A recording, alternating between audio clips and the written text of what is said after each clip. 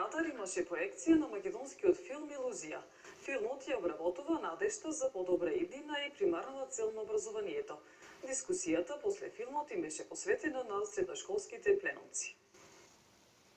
Контра кадар дебатното кино од Битола го проектираше македонскиот филм Илузија на режисерот Светозар Ристовски, за кој што New York Times и забележува на приказната која ја оценува за слабо развиена, но сепак заклучува дека филмот е застрашувачки прозорец кон балканската земја. По филмот се дискутираше за средношколскиот пленум, на кои принципи функционира, зошто се појавува таква форма на организација, против што се борат и кои се нивните заложби, што планираат, искуства од соседните градови каде што се бойкотира наставата. Една од темите што нафрла филмот има директна врска со образованието.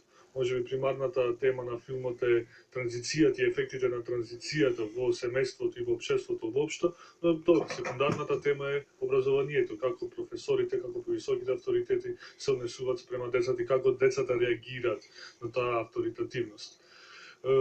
Долго време како контракадар немавме проектирано македонски филм и некако и филмот и ситуацијата со средношколците некако се споија и затоа го одбравме овој филм.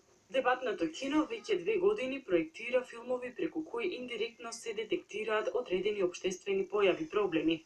После секоја проекција на филмовите се остварува дебата на која што присуствуваат професори, стручни лица од повеќе области, режисери, социолози. Целта на ова кино е да се зборува за проблемите со кои се соочува современиот човек и на тој начин тие да бидат решени.